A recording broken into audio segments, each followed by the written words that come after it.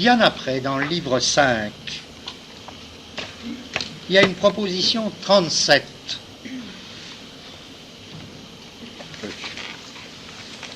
Et la proposition 37 comporte, après son énoncé et après la démonstration de la proposition, comporte une proposition hors cadre sous le titre de Scoli. Et le Scoli nous dit ceci: l'axiome de la quatrième partie. Vous voyez ce que je viens de lire.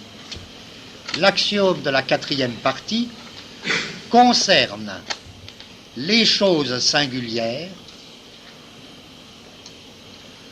en tant qu'on les considère en relation avec un certain temps et un certain lieu. Ce dont je crois, personne ne doute. Là, il faut rire, parce que quand même, ce dont je crois, personne ne doute. Il a attendu tellement de pages, alors qu'il aurait pu nous le dire au niveau de 4. Ça nous aurait aidé. On aurait été moins troublés. Son affaire, pourquoi il le dit seulement bien après? Il le dit quand il a besoin de le dire. Qu'est-ce que ça veut dire, cette précision? Il nous dit, attention, l'axiome de la destruction, l'axiome de l'opposition. Une essence peut s'opposer à une autre au point de la détruire. Ça ne se comprend que quand on considère les choses en relation avec un certain temps et un certain lieu. Il ne nous en dit pas plus. Qu'est-ce que ça veut dire, considérer les choses en relation avec un certain temps et un certain lieu? Cela veut dire les considérer dans leur existence. Qu'est-ce que ça veut dire, les considérer dans leur existence? Les considérer en tant qu'elles existent, en tant qu'elles sont passées à l'existence, en tant qu'elles passent à l'existence. Ça veut dire quoi? On l'a vu. Passer à l'existence, c'est quoi? C'est, on passe à l'existence, une essence passe à l'existence lorsque une infinité de parties extensives est déterminée, se trouve déterminée du dehors à lui appartenir sous tel rapport. J'ai une essence. Moi, Pierre ou Paul, j'ai une essence. Je dis que je passe à l'existence lorsque une infinité de parties extensives est déterminée du dehors, c'est-à-dire par les chocs qui renvoient à d'autres parties extensives, est déterminée du dehors à entrer sous un rapport qui me caractérise. Donc avant, je n'existais pas, dans la mesure où je n'avais pas ces parties extensives. Naître, c'est ça. Je nais lorsque une infinité de parties extensives sont déterminées du dehors par la rencontre avec d'autres parties, à entrer sous un rapport qui est le mien, qui me caractérise. Vous voyez? À ce moment-là, j'ai rapport avec un certain temps et un certain lieu. Qu'est-ce que c'est que ce temps et ce lieu? Temps de ma naissance et lieu de ma naissance, ça s'est passé ici. C'est ici. Ici et maintenant, c'est quoi? Mais c'est le régime des parties extensives. Les parties extensives, les ensembles de parties extensives, ils ont toujours un temps et un lieu.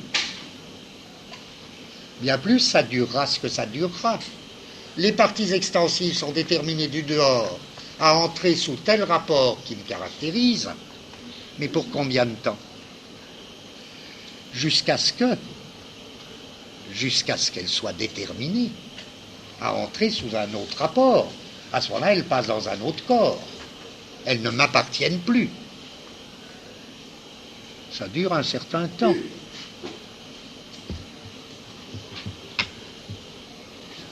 Bien. Qu'est-ce que ça veut dire alors? En quoi ça doit nous éclairer?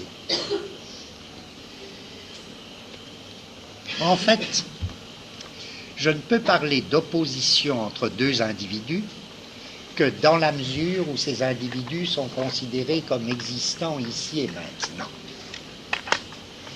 Très important pour la formation des rapports d'opposition.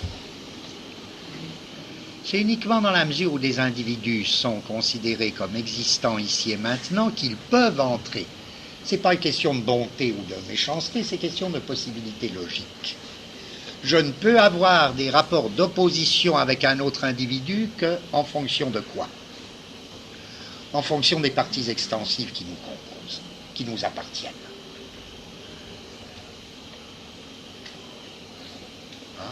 C'est ça le lieu. Le milieu de l'opposition, c'est ça, c'est les parties extensives. Et en effet, c'est bien forcé. Il s'agit de quoi dans les oppositions entre individus? Dans les oppositions entre individus, il s'agit toujours de savoir sous quel rapport, finalement, vont entrer tel ensemble infini de parties extensives. Imaginez la triste situation. Je me bats avec un chien pour manger une espèce de pâté. Bon. Spectacle horrible. Comment le raconter, ce spectacle? Eh bien,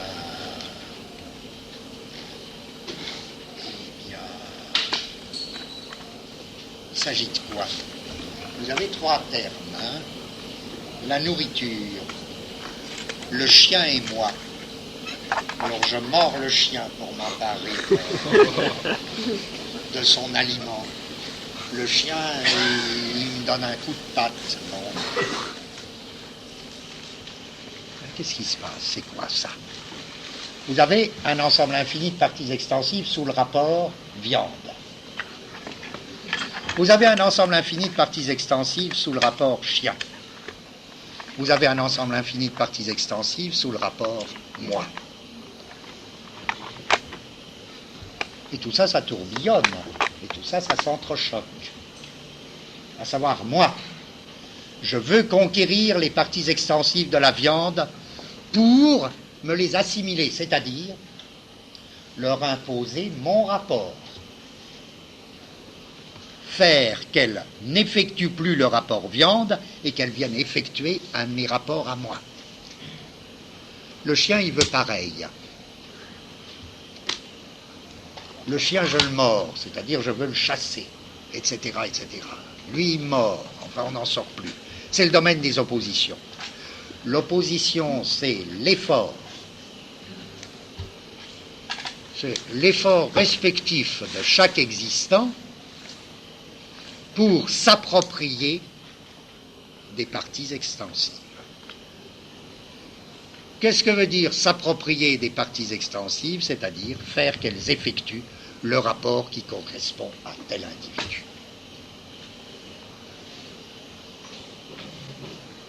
Bon. En ce sens, je peux toujours dire je suis détruit par plus fort que moi. Et en effet, tant que j'existe, c'est le risque de l'existence.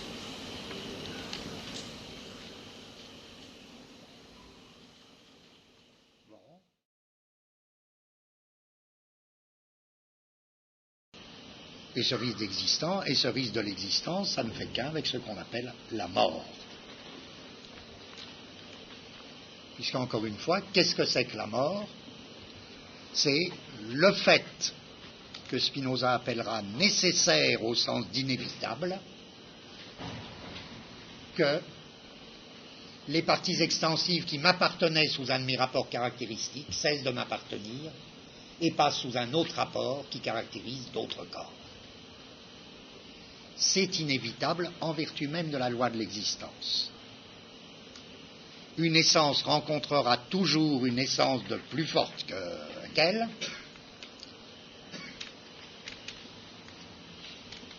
sous des conditions d'existence qui fait que dès lors l'essence plus forte détruit. Détruit quoi? Littéralement, détruit l'appartenance des parties extensives à la première essence.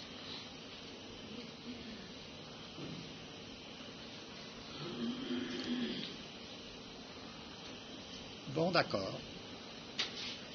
Mais je dis d'abord, quitte à corriger tout à l'heure, et je dis qu'il faudra bien le corriger. Je dis, supposez maintenant que je sois mort. Je suis mort, d'accord, je suis mort. Pour Spinoza, là ça va prendre un air abstrait. Essayez, c'est à vous de faire un effort. Hein. Je vais essayer de dire tout à l'heure pourquoi ça ne me paraît pas abstrait, mais faites un effort. Je suis mort. Bon, qu'est-ce que ça veut dire? Encore une fois, si vous acceptez ces prémices, qui ne sont pas du tout, il me semble, de la théorie abstraite, hein, qui sont vraiment une manière de vivre. Si c'est bien ça la mort, ça veut dire qu'il n'y a plus de parties extensives. Il n'y a plus aucun ensemble extrinsèque qui m'appartienne. Je suis dépossédé. D'accord, je suis dépossédé. Je n'ai plus de parties. Ça veut dire mes rapports caractéristiques cessent d'être effectués. Ça veut dire tout ça, mais rien que ça. Alors qu'est-ce que ça n'empêche pas la mort? Ce que ça n'empêche pas, selon Spinoza, c'est que mes rapports, eux, ils cessent d'être effectués, d'accord? Mais il y a une vérité éternelle de ces rapports. Ils ne sont pas effectués, d'accord, mais on a vu que pour Spinoza, les rapports étaient largement indépendants de leurs termes. Effectuer un rapport, ça veut dire des termes arrivent qui effectuent le rapport. Un rapport, il est effectué par ses termes. Là, il n'y a plus de termes qui l'effectuent. Mais le rapport, il ne se réduit pas aux termes qu'il effectue. Donc, le rapport, il a une vérité éternelle en tant que rapport. Une vérité indépendante de ses termes. Il n'est plus effectué. Mais il reste actuel en tant que rapport. Ce n'est pas qu'il passe à l'état de virtualité. Il y a une actualité du rapport non effectuée. Et à plus forte raison, il y a une actualité de l'essence qui s'exprime dans le rapport. Puisque l'essence, ce n'est pas du tout une partie extensive, c'est une partie intensive. C'est un degré de puissance. Et bien, ce degré de puissance ne lui correspond plus aucune. Ce degré, on l'a vu la dernière fois, ce degré d'intensité ne lui correspond plus rien en extension. Il n'y a plus des parties extensives qui correspondent à la partie intensive. D'accord? Bon. Mais la réalité de la partie intensive en tant qu'intensive, elle subsiste. En d'autres termes, il y a une double éternité, tout à fait corrélative. Il y a une double éternité, l'éternité du rapport, ou des rapports qui me caractérisent, et l'éternité de l'essence singulière qui me constitue, qui elle ne peut pas être affectée par la mort. Et bien plus à ce niveau, comme il est dit dans le livre 5, par le texte que je viens de lire, à ce niveau, il ne peut pas y avoir d'opposition.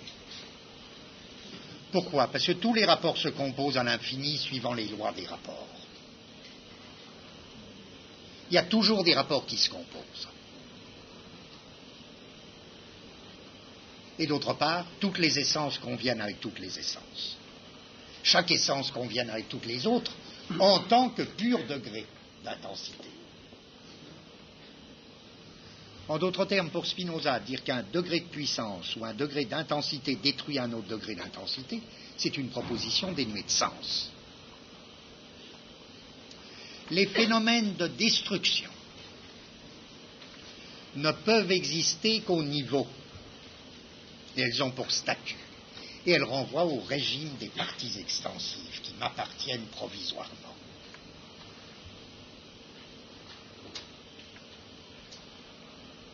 Dès lors, qu'est-ce que ça veut dire? Je sens, j'expérimente que je suis éternel. C'est pas je le sais. Ce que j'aimerais vous faire sentir, c'est la différence entre les deux propositions. Je sais, je sais et je maintiens que je suis immortel. Qui est, si vous voulez, la proposition, on pourrait dire que c'est une proposition, je ne sais pas, théologique. Je sais et je maintiens que je suis immortel. Et je sens et j'expérimente que je suis éternel. Et en effet, Spinoza s'en prend dans le livre 5 à toute conception de l'immortalité. Il nous dit non. Il ne s'agit pas de dire que chacun est immortel, il s'agit de dire que chacun est éternel, et ce n'est pas du tout pareil.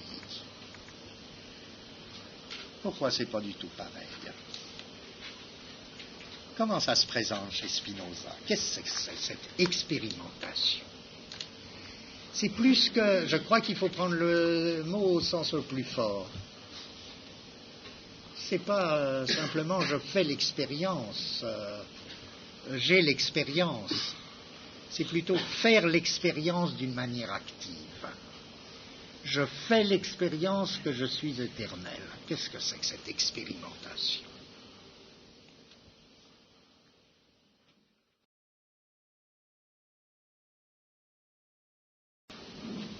Très curieux, si vous cherchez dans la littérature, c'est bien plus tard, c'est dans le 19e, c'est dans la littérature anglaise du 19e que vous trouverez une espèce de spinozisme de ce type, l'éternité, une espèce d'expérimentation de l'éternité. Et bizarrement lié aussi à l'idée d'intensité. Comme si je ne pouvais faire l'expérience de l'éternité que sous une forme intensive. C'est un thème fréquent chez des auteurs qui, justement, ne paraissent pas tellement éloignés de Spinoza, même s'ils ne le savent pas. Des auteurs comme Lawrence, un moindre titre comme Powys. Une espèce d'expérimentation de l'éternité sous forme de l'intense.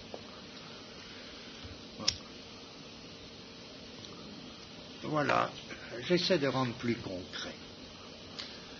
Tant que vous existez, là, vous vous opposez aux autres, on s'oppose tous les uns aux autres, et Spinoza dit pas du tout, il faudrait sortir de ça, il sait bien que c'est absolument nécessaire, c'est une dimension de l'existence, d'accord? Mais il dit voilà, prenons deux cas extrêmes. Prenons l'individu A, l'individu Pierre. Prenons Pierre qui, lui, passe la majeure partie, vous allez voir comme là ça vient nuancé et très concret, Spinoza, on peut dire de Pierre qu'il a passé sa vie en gros dans le premier genre de connaissance. Ouais, c'est même le cas de la plupart des gens, puisque, suivant Spinoza, il faut quand même un peu de philosophie pour sortir du premier genre de connaissance. Et il faut... ouais. Alors, prenez le cas de quelqu'un qui vit dans le premier genre de connaissance, la majeure partie. Pourquoi je précise la majeure partie? En fait, il faut être très optimiste, ça n'arrive pas tout le temps. Ce quelqu'un, de toute façon, il aura bien compris un petit truc dans sa vie. Une fois, pas longtemps. Un jour, un soir, en rentrant chez lui, il aura compris un petit quelque chose, il aura eu l'impression de comprendre un petit quelque chose. Peut-être qu'il aura vraiment compris quelque chose, et puis qu'ensuite, toute sa vie, il le passera à essayer d'oublier ce qu'il avait compris, tellement que c'était frappant. Tout d'un coup, il s'est dit, mais quoi, qu'est-ce que... Il y a quelque chose qui ne va pas. Tous, même le dernier des misérables a fait cette expérience. Même le dernier des crétins est passé à côté de quelque chose qui lui s'est dit, mais est-ce que je serais pas... Est-ce que j'aurais pas passé toute ma vie à me tromper? Alors, on sort toujours un peu du premier genre de connaissance. C'est-à-dire, en termes spinozistes, il aura compris, même sur un point minuscule, il aura eu une intuition ou bien de quelque chose d'essentiel, ou bien il aura eu une espèce de ou bien l'intuition d'un essentiel, oui, ou la compréhension d'un rapport. Il y a même, alors là on peut être très généreux, il y a très peu de gens qui sont totalement idiots. Il y a toujours un truc qu'ils comprennent.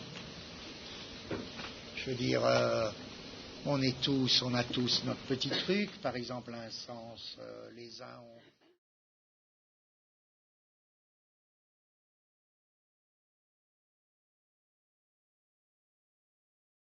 De Platon à Descartes, ce qui est posé, c'est vraiment la question de l'immortalité de l'âme. Et l'immortalité de l'âme, elle passe forcément à ce moment-là par le problème d'un avant et d'un après.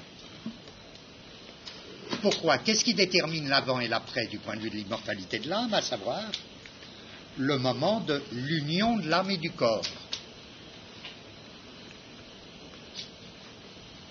À savoir, l'avant de l'âme, c'est avant l'incarnation, avant que l'âme s'unisse à un corps. L'après de l'immortalité, l'après de l'âme, c'est après que l'âme, après la mort, c'est-à-dire après que. D'où la gêne de tous les auteurs qui ont parlé d'une immortalité de l'âme. Leur gêne, c'est quoi? C'est que l'immortalité de l'âme ne peut être appréhendée ou ne peut être conçue que sous les espèces encore temporelles d'un avant et d'un après. Et c'est déjà tout le thème du Phédon, qui porte sur l'immortalité de l'âme chez Platon. Le dialogue de Platon du Phédon lance une grande doctrine de l'immortalité de l'âme, précisément sous la forme de l'avant et l'après. Avant l'union, après l'union. Lorsque Spinoza oppose son éternité à l'immortalité, on voit très bien ce qu'il veut dire. Du point de vue de l'immortalité, si vous voulez, je peux savoir que l'âme est immortelle. Mais en quoi consiste l'immortalité? Ça consiste à dire que je sais, par exemple. Je sais alors de quel savoir, ça c'est autre chose. Mais je sais que mon âme ne meurt pas avec mon corps. Même si j'admets l'idée platonicienne que c'est là un savoir, je ne sais pas sous quelle forme, et tous le disent. Pourquoi? Parce que l'immortalité semble bien exclure l'avant et l'après, par là est déjà une éternité, mais précisément elle ne peut être sue ou connue que sous les espèces de l'avant et de l'après. Et Descartes encore le dira. Sous quelle forme? Que l'âme soit immortelle, ça je peux dire, j'en suis sûr, selon Descartes. Mais sous quelle forme? J'en sais rien, je peux tout au plus affirmer que il y a un avant et qu'il y a un après, que l'âme n'est pas née avec le corps et qu'elle ne meurt pas avec le corps. Je peux affirmer le que, je ne peux pas affirmer le ce que ou le comment. Il faudrait une intuition intellectuelle, comme ils disent. Or, on n'a pas l'intuition intellectuelle. Très bien. Spinoza, c'est pas comme ça qui pose un problème, parce que pour lui, le problème, c'est pas du tout un avant et un après, c'est un en même temps que. Je veux dire, c'est en même temps que je suis mortel que j'expérimente que je suis éternel. Et expérimenter que je suis éternel, ça ne veut pas dire qu'il y a un avant, qu'il y a eu un avant et qu'il y aura un après. Ça veut dire que dès maintenant, j'expérimente quelque chose qui ne peut pas être sous la forme du temps. Et qu'est-ce que c'est que ce qui ne peut pas être sous la forme du temps? À savoir qu'il y a deux sens absolument opposés du mot partie. À savoir, il y a des parties que j'ai. Ce sont les parties extensives extérieures les unes aux autres. Et celles-là, je les ai sur le mode du temps. En effet, je les ai provisoirement, je les ai dans la durée. Je les ai sur le mode du temps. C'est des parties extérieures les unes aux autres, des parties extensives que j'ai. Bon. Mais lorsque je dis partie intensive, je veux dire quelque chose de complètement différent. Les deux sens du mot partie diffèrent en nature.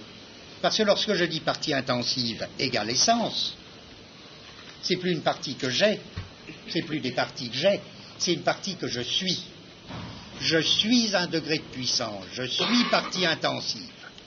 Je suis une partie intensive et les autres essences sont aussi des parties intensives. Partie de quoi? Eh bien, partie de la puissance de Dieu, dit Spinoza. Bon, il parle comme ça, très bien. Expérimenter que je suis éternel, c'est expérimenter que parties au sens intensif, différentes natures, coexistent et différentes natures de parties au sens extrinsèque, extensif. J'expérimente ici et maintenant que je suis éternel. C'est-à-dire que je suis une partie intensive ou un degré de puissance irréductible aux parties extensives que j'ai, que je possède, si bien que lorsque les parties extensives me sont arrachées, égale mort, ça ne concerne pas la partie intensive que je suis de toute éternité. J'expérimente que je suis éternel. Mais encore une fois, à une condition. À condition que je me sois élevé à des idées et à des affects qui donnent à cette partie intensive une actualité.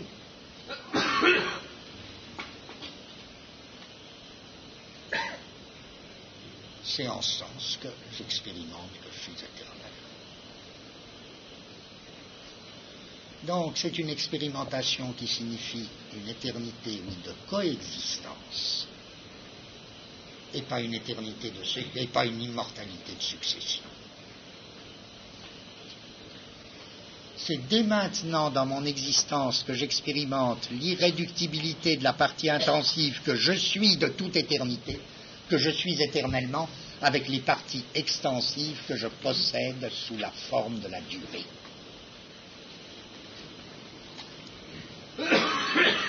Mais si je n'ai pas actualisé mon essence, ni même mes rapports, si j'en suis resté à la loi des parties extensives qui se rencontrent les unes les autres du dehors, à ce moment-là, je n'ai même pas l'idée d'expérimenter que je suis éternel. À ce moment-là, quand je meurs, oui, je perds la plus grande partie de moi-même.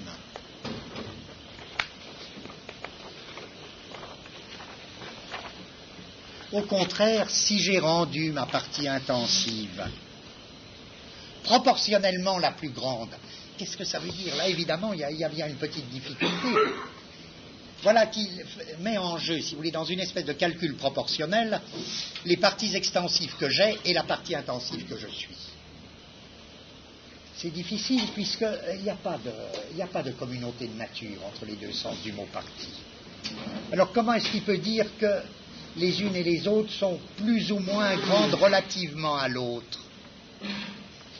Il nous dit quand je meurs, tantôt ce qui périt, à savoir les parties extensives qui s'en vont ailleurs, ce qui périt de moi, et dans certains cas la plus grande partie, dans l'autre cas c'est au contraire une partie assez insignifiante, assez petite. Il faudrait donc que la partie intensive et les parties extensives aient une espèce de critère commun pour entrer dans cette règle de proportion, à savoir des deux cas extrêmes, où tantôt les parties extensives qui disparaissent constituent la plus grande part de moi-même, tantôt au contraire elles ne constituent qu'une petite part de moi-même parce que c'est la partie intensive qui a pris la plus grande part de moi-même. Bon, on ne peut pas aller plus loin.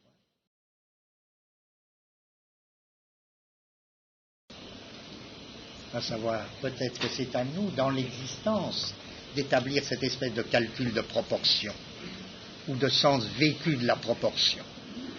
Il faudrait dire que oui, qu'est-ce qui est important dans une vie? Bon, qu'est-ce qui est important? Le critère de l'importance.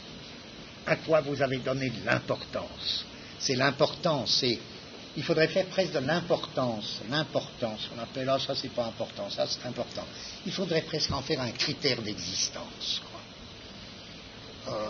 les gens, qu'est-ce qu'ils jugent important dans leur vie? Est-ce que ce qui est important, est-ce que c'est de parler à la radio? Est-ce que c'est de faire une collection de timbres? Est-ce que c'est d'avoir une bonne santé, peut-être, tout ça? Est-ce que c'est... qu'est-ce que c'est une vie heureuse, au sens où quelqu'un meurt en se disant, après tout, j'ai fait en gros ce que je voulais. J'ai fait à peu près ce que je voulais, ou ce que j'aurais souhaité. Oui, ça, c'est bien. Qu'est-ce que c'est que cette curieuse bénédiction qu'on peut se donner à soi-même et qui est le contraire d'un contentement de soi? Qu'est-ce que ça veut dire, ça, cette catégorie? L'important. Oh non, oui, d'accord, ça c'est embêtant, mais c'est pas important. Qu'est-ce que c'est ce calcul? Est-ce que c'est pas ça? Est-ce que c'est pas la catégorie du remarquable ou de l'important qui nous permettrait de faire des proportions entre les deux sens irréductibles du mot parti? Ce qui dépend et ce qui découle de la part intensive de moi-même et ce qui renvoie au contraire au parti extensif que j'ai. Alors, et puis évidemment, il y a toujours le problème, les morts prématurées, parce que l'essence singulière, elle passe à l'existence, bon, et puis je suis écrasé bébé. Hein. Bon, jusqu'à quel point joue la règle spinoziste, à savoir, mais le temps que je dure n'a aucune importance, finalement. Spinoza le dit très ferme, et là il a le droit de le dire, puisqu'il n'est pas mort très vieux, mais enfin il n'a pas été écrasé bébé. Il a eu le temps d'écrire l'éthique, alors quand même, les bébés qui meurent. La règle de Spinoza, mais après tout quand je meurs, ça ne veut dire qu'une chose, à savoir je n'ai plus de partie extensive. Là on est gêné devant le cas des morts prématurés. Parce que les morts prématurés, bon, on peut toujours dire, il a son essence éternelle. Mais cette essence éternelle, encore une fois, telle qu'on lit Spinoza, c'est pas simplement une essence comme une figure mathématique. C'est une essence qui n'existe comme essence que dans la mesure où elle est passée par l'existence, c'est-à-dire où elle a actualisé son degré. Où elle a actualisé pour lui-même son degré, c'est-à-dire la partie intensive qu'elle était. De soi que quand je meurs prématurément, je n'ai pas actualisé la partie intensive que j'étais. En d'autres termes, je n'ai pas du tout exprimé, je n'ai pas du tout fait être l'intensité que je suis. Alors ça va quand on meurt quand même à un certain âge, mais tous ceux qui meurent avant.